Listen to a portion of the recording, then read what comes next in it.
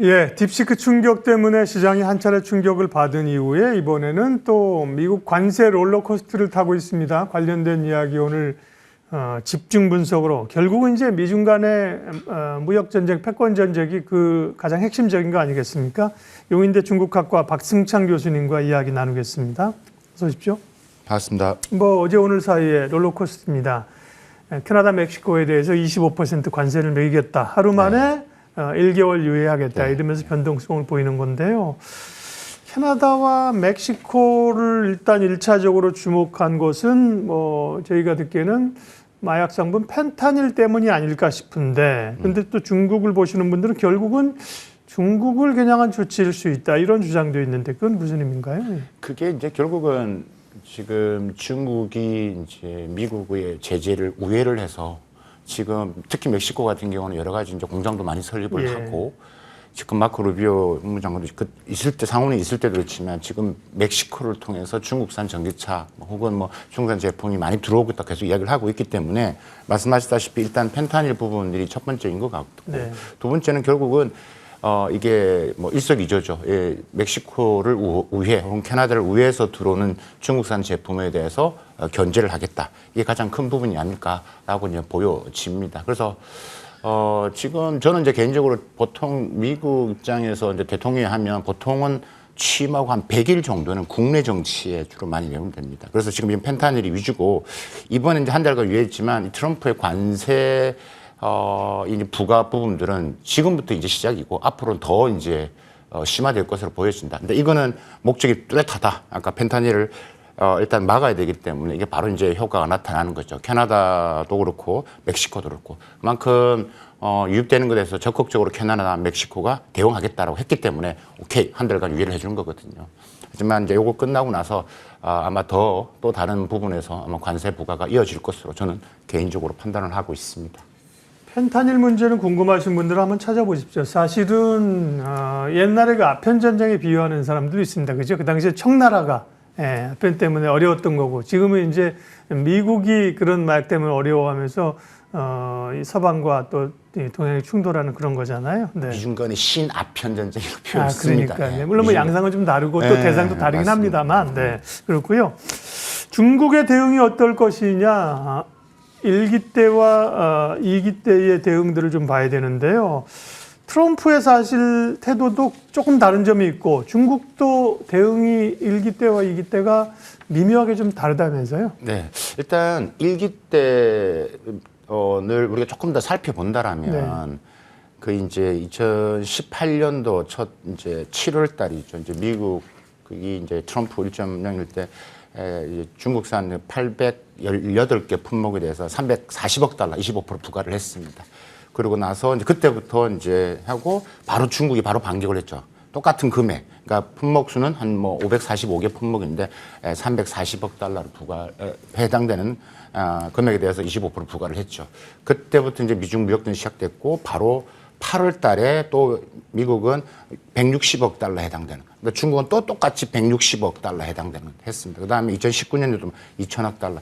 그러니까 이런 식으로 지금 이제 맞대응을 했었고요. 이번 2기에서 부분에서는 사실 이제 금액적인 부분이나 많이 줄었거든요. 그러니까 중국이 다변화를 또 많이 했고, 전체 중국 GDP에서 수출 부분들이 차지하고 있는 비중, 지난 2024년도를 보더라도 수출이 좀 선전을 했지만 전체 수출에서 미국이 차지하는 비중이 한 14% 정도. 그전에 훨씬 더 많았거든요. 그래서 약간은 있지만 그래도 여전히 중국 입장에 수출이 중요한데, 중국의 대형적인 부분에서는 좀 변화가 있다, 분명히. 그래서 이제 단순하게 이제 똑같이 맞대응 원칙은 분명할 겁니다. 오늘까지가 중국이 춘절 연휴입니다. 그러니까 내일 이제 중국이 상무부가 어떤 식으로 대응할지 지금 다 기대를 하고 있는 것들이죠. 일단 원칙은 맞대응을 하는 원칙으로 저는 보여집니다. 그리고 시나리오별로 다양하게 아마 준비를 하고 있다라고 이제 말씀드릴 수 있을 것 같습니다. 네. 그러니까요. 정확히 보시는 거는 중국 전문가인 이제 박승창 교수님이시죠. 저희는 이제 뉴스에 흘러나오는 이런 걸 좀 종합해서 추론을 해보면 결의 이전과는 또 조금 접근 방법이 다르지 않느냐. 예를 들면 트럼프 대통령도 멕시코, 캐나다 관세 1개월 유예하면서 중국하고도 대화를 할 것이다. 이 얘기는 타협의 가능성이 있는데 1기 때 같은 경우는 예를 들면 뭐 타협도 없이 그죠? 일광적으로 부과하고 맞관세하고 맞습니다. 전화를 했는지 안 했는지만 전화 안 받아 이랬던 분위기 아니었어요? 지금 뭐 대화하겠다는 게 조금 물꼬가 있는 거 아닌가요? 그렇죠. 이게 네. 중요한 부분들인데 네. 그러니까 중국의 원칙은 일단은 똑같이 동일 원칙으로 가겠다는 네. 것은 첫 번째입니다. 하지만 중국의 속내는 여전히 풀고 싶은 마음이 네. 더 큰 겁니다. 그래서 일단은 이거를 통해서 트럼프 입장에서는 아까 지금 뭐 우리가 멕시코나 캐나다를 봤지만 이런 식으로 중국이 더 적극적으로 펜타닐 네. 지금 나가는 것에서 일단 해라라고 하는 건데 좀 더 큰 틀에서 본다면 뭐 미국의 대중국 관세 부관 이런 부분에서는 이미 더 앞으로 더 심화될 거기 때문에 지금 중국 입장에서는 지금 뭐 제가 보고 있는 데는 조금 더 말씀을 드리면 지금 매우 구체적으로 시나리오를 말씀드렸는데 제가 간단히 좀 말씀드리면 제가 볼 때는 뭐 심리전, 여론전, 법률전, 금융전 시나리오별로 매우 디테일하게 준비를 하고 있습니다. 네. 그 강도에 따라서 이제 대응을 하겠다라고 이제 지금 하고 있는 것들이기 때문에 그래서 지금 뭐 대내적인 심리전 같은 경우는 자꾸 트럼프로 해서 더 지금 14억 명을 공고히 이제 여론을 좀 형성을 하는 거고요. 그다음에 이제 그 밖에 이제 지금 미국 기업들이 중국에서 지금 사업하는 기업들이 계속 압박을 하고 있는 그리고 여론전도 하고 있고 뭐 법률전 같은 경우는 이제 관세법 수정안, 수출 통제법 해서 이제 우리가 전략 물자, 무기화 같은 것도 더 심화될 것으로 보여집니다. 그래서 일반적으로 지금 여론에서 이야기하는 뭐 중국이 국채 매도를 한다, 위안화 절하한다, 뭐 그다음에 이 가상화폐 이런 부분에서의 조금 완화하는 정책으로 갈 것이다. 이것도 하나의 분명히 뭐 대응책은 있다. 하지만 이것도 중국이 가져오는 또 피해가 있기 때문에 매우 좀 조심스레 접근하지만 결코 배제할 수는 없다. 이렇게 정리할 수 있겠습니다. 네. 결국은 이제 미중 간의 격돌이 핵심이라고 제 생각을 말씀드렸고요. 그게 네. 또 이제 2차 전쟁이 이제 시작된 거잖아요. 네, 뭐 이제 그렇습니다. 시작인 거기 때문에 앞으로 이 트럼프 2기에서는 어떤 양상으로 미중 간의 이 경제 전쟁 혹은 패권 전쟁이 펼쳐질 것이냐. 거기다가 또 얼마 전에 마침 대만을 다녀오셨다 그래서 네. 대만 문제가 또 거기 또 껴 있어요. 맞습니다. 네, 관련된 얘기 좀 해주세요. 일단은 트럼프 2.0은 제가 지난 여러 방송에 말씀드렸다시피 더 강해질 것이고 기술 패권도 똑같이 지금 우리가 봤던 바이든 행정부 했던 그런 첨단 기술 제재 부분에서 더 강력하게 제재를 할 것으로 좀 보여집니다. 그래서 그러니까 우리가 이런 부분에서 조금 앞으로 지금 트럼프 2.0과 중국과의 관계는 저는 이제 더 악화될 것으로 보여진다. 왜 트럼프가 이제 더 기술 패권 부분 더 심하냐 보면 말씀하셨다시피 딥시크 이야기가 또 이야기를 안 할 수 네. 없을 것 같습니다. 이 딥시크 부분에서도 지금 여러 가지 이슈가 많지만 결국은 바이든 때 반도체 장비를 제재를 했지만 여전히 미국산 장비를 중국은 수입을 많이 했다. 그렇기 때문에 그 구멍을 막겠다라는 게 이제 트럼프 2.0의 핵심인 것 같고요. 제가 이번에 또 타이완을 갔을 때 느꼈던 부분들은 이제 결국 뭐 타이완도 지금 트럼프 2.0에서 이제 고관세 부과에 대해서 지금 이미 이제 받아들이고 있고 무기를 더 사야 된다라는 것도 이미 이제 형성을 하고 있는 것 같습니다. 근데 그보다 더 부분에서는 지금 만약에 이제 만약에 이제 우리가 걱정한 2026년도에서 중국이 혹시 무력 침공 가능 이게 계속 이슈가 되고 있기 때문에 거기에 대해서 제가 이제 많은 타이완 학자들하고도 기업들 만나봤을 때 미국이 도와줄까요? 한 10명 중에 8명은 안 도와줄 것 같다. 이렇게 생각을 하고 있는. 그래서 매우 지금 어수선한 분위기였고요. 그래서 이때는 지금 반도체 생태계에 있는 부분들에서 더 강력하게 좀 하고 있는 것 같고 전반적인 부분에서 좀 더 우리가 뭐 올해도 그렇지만 2026년도를 좀 관심 있게 봐야 되는 게 2027년도가 시진핑 4연임의 중요한 또 연도입니다. 네. 그 중심에 바로 타이완이 있기 때문에 아마 이제 올해 트럼프 2.0에서 이제 타이완 정책 특히 이제 이게 더 심화되고 일단은 국내 이슈를 먼저 하실 거고 트럼프 2.0에서 내년도 갔을 때는 타이완이 매우 중요한 핵심 아젠다로 커져갈 것으로 저는 보고 있습니다.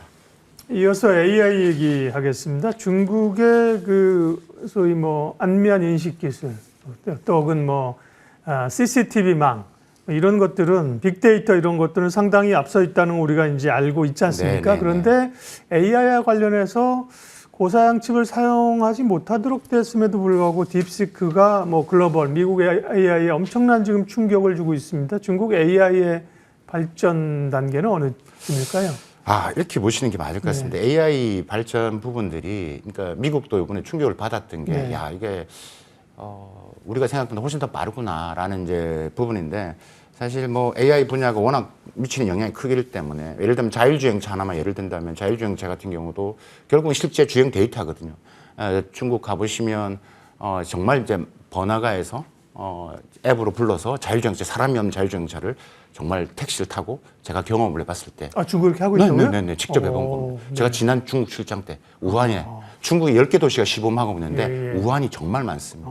그 앱에 다운받으면 우리가 좀 사람이 없는 이렇게 생각하시는데 그게 네. 아니라 네. 우리 뭐 정말 번화가 강남 이런 사람이 많이 오토바이 막 지나다니는데 거기 제가 같이 타봤습니다. 네. 몰랐죠?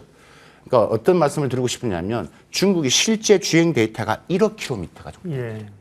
그러니까 미국이 한 5천만 킬로미터, 우리나라가 60만 킬로미터입니다. 그러니까 연구실에서 하는 게 아니라 실제 주행 데이터가 계속 쌓여가고 있다. 그러니까 단편적으로 AI를 말씀을 드리는 거고요. 이 중국 정부가 2024년도부터 AI 플러스 행동이라는 걸 했습니다. 그게 이제 무슨 개념이냐면 전반적으로 이제 2024년부터 해가지고 중국이 뭐 AI 생태계를 만들기 위한 구축 단계를 뭐 인적 자원, 그 다음에 벤처기업, 그 다음에 대기업 간의 이런 연결고리를 중국 공산당에서 이런 이노베이션을 시키고 있습니다. 그러니까 생각보다 훨씬 더 빨리 성장을 하고 있다. 사실 AI 발전 단계에 설명하면 너무나 길지만 네. 지금 이 한마디 제가 아까 말씀드린 자율주행차의 예를 들어보시면 정말 빠르구나라는 것들을 아마 느끼실 수 있을 것 같습니다. 논란도 있습니다. 딥식이 저비용으로 효율을 냈다는 거는 인정하지만 실제로 그렇게 비용이 안 들었느냐, 고가 칩도 쓴 것 아니냐는 논란과 함께 또 정보 유출의 우려까지 있으면서 물론 이제 AI 산업은 확장되고 제2, 제3의 딥시크가 나올 수는 있겠지만 딥시크만 보면 좀 중국이나 중화권의 서비스가 갇힐 수 있지 않을까 이런 생각도 듭니다.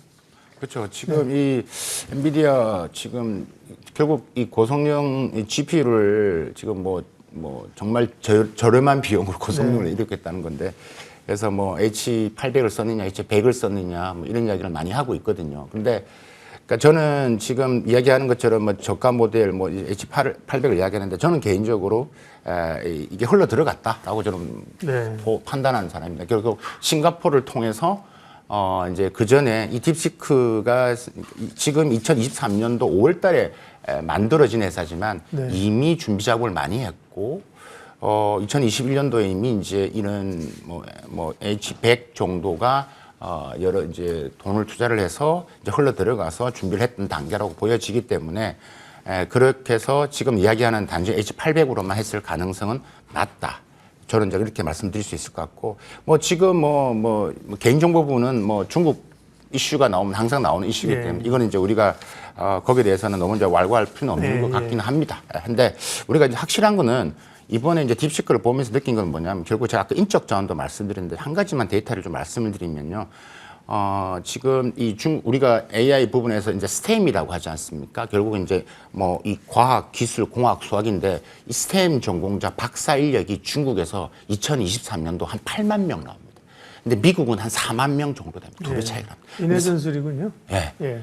박사 인력 스템 전공. 예. 근데 그 중에서 뭐 미국 국정만 따지면 2만 명 정도. 근데 중요한 게 뭐냐면 학사 석사인데 이번 스템의 CEO도 학사 석사 절강대 출신이지 않습니까?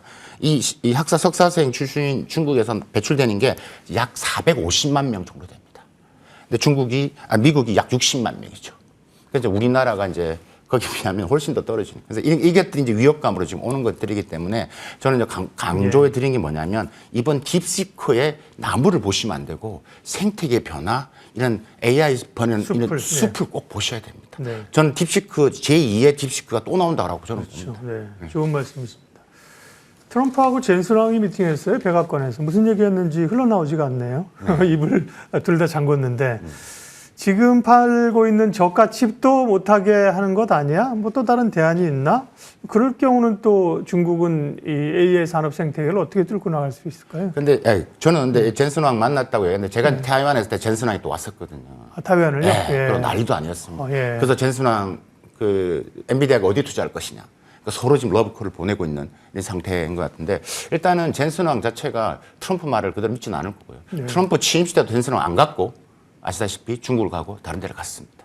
그래서 있지만 젠슨항은 중국과 연결고리를 계속 이어갈 것으로 좀 보여지고 H800도 중국에 맞춰서 만들어진 네. 그걸 위에서 만든 H800이거든요. 네. 그래서 이제는 이게 뭐 트럼프가 이렇게 한다고 해서 대통령한테 한다고 해서 엔비디아의 부분에서는 뭐 큰 변화 혹은 약간의 이제 맞춰는 보존이 있겠지만 여전히 중국과 연결고리는 이어갈 것이다. 저는 그렇게 분석을 하고 있습니다. 트럼프의 관세 전쟁 그리고 딥시크 쇼크. 국내 반도체 업체는 여기에 대해서 어떻게 대응해야 될까요? 사실 이게 제일 어려운 문제입니다. 지금 이렇게 안보나 지금 이 부분에서 기업들이 할 수 있는 게 매우 제한적입니다. 뭐 저 이런 이야기 정말 기업들한테 가서 많이 하는데 결국은 정부가 일단 할 수밖에 없는 구조에 있습니다. 워낙 반도체 국가 안보적인 상황이기 때문에 그래서 일단은 정부가 지금은 일단 미국과의 부분에 있어서 일단은 여러 가지 부분에서 대한민국이 할 수 있는 부분, 역량, 그 다음에 경제 안보 측면에서 우리의 중요도를 따지면서 계속 우리에 대한 부분들의 입장을 이야기를 할 필요가 있다라고 보여지고 지금 갖고 있는 걸 가지고 중국과도 딜을 해야 되겠죠. 그러니까 이 반도체 부분에서 정부의 역할이 일단 우선시되는 게 가장 크다. 그래서 우리 기업들 측면에서는 지금 미, 중 양국을 하나도 놓을 수도 없는 지금 미국 반도체 투자한 기업들 지금 트럼프 2.0에서 보조금을 또 부분 혹은 이런 부분에서 안 줄 수도 있다라는 혹은 줄일 수도 있다는 이야기가 계속 흘러나오는 이유도 그런 것들이거든요. 그래서 이제 좀 정말 이제 미중 양국을 놓고 이 이제 생존을 위한 방법들을 이제 할 수밖에 없는 구조. 근데 그런 부분에서 정부가 역할을 좀 강력하게 하지 않으면 기업들은 점점 경쟁력에서 밀릴 수밖에 없는 이게 가장 걱정되는 부분이기도 합니다. 오늘 집중 분석 박승찬 용인대 중국학과 교수님 함께했습니다. 고맙습니다. 감사합니다.